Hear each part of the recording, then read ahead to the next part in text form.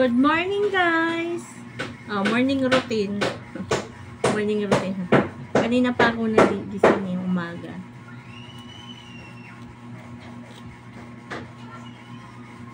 Nakakatamad ang araw.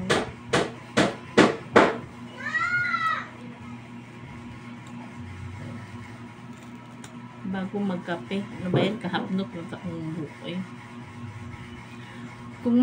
Kung mag-conditioner kasi ako ng buhok, bumubuhaghag yung buhok ko, kaya hindi na ako nagko-conditioner. Ayan o. Kita naman, hindi siya bumuhaghag. Ganun na siya. Kasi bago ako lalabas, kasi ang init ngayon, maglalagay ako ng SPF.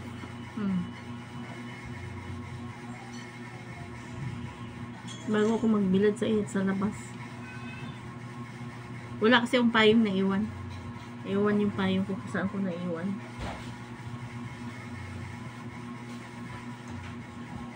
Ano to siya? Sunscreen. Pang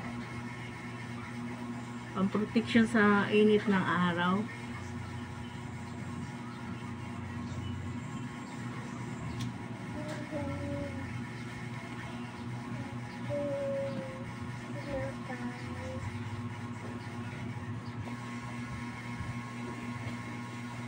No, para ang puti.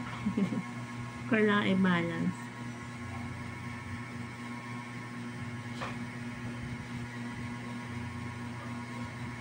Pero nasa probinsya ako, ang tamad ko maglagay ng ganito, tapos lagi ko nagbilad sa init.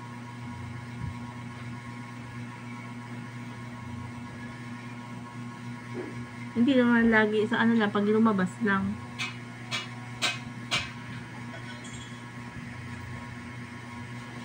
Bihira lang. Pero nagkaroon ako ng pimple noon dito oh. Dahil siguro wala akong tulog noon kasi sa airport ako natulog.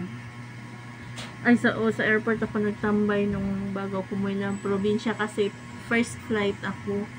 Kung magbabiyahe ko ng 10 oras ng gabi or madaling araw, mga alauna. Nakakatakot. Kaya mas mainam na mas pinili kung doon na lang sa airport magstay.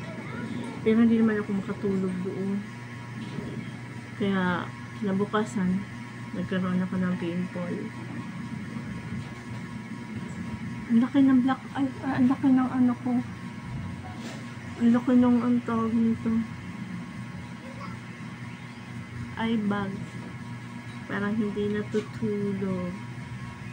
Siyempre, para pantay naman, huwag lang mukha. Pati liig. Kailangan pag naglagay na, pati liig para pantay. Hindi yung mukha lang kasi ang pangit kaya tingnan.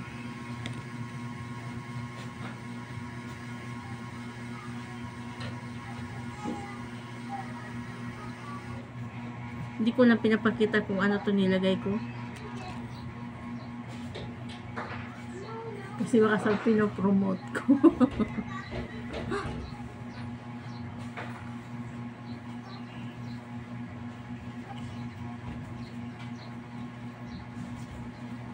Look, parang ang puti.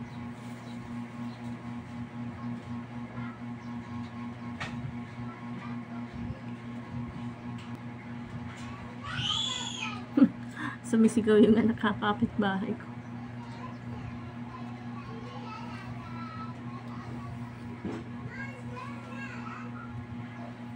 Hayag kay kung agtang kalandingan og eroplano.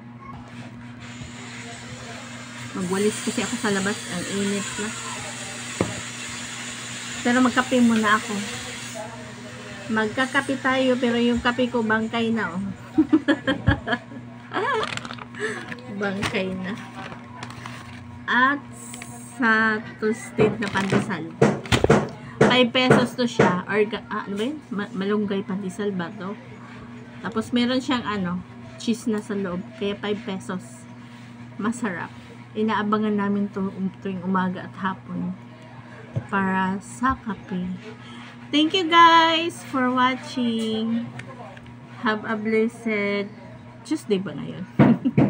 Pati araw hindi alam.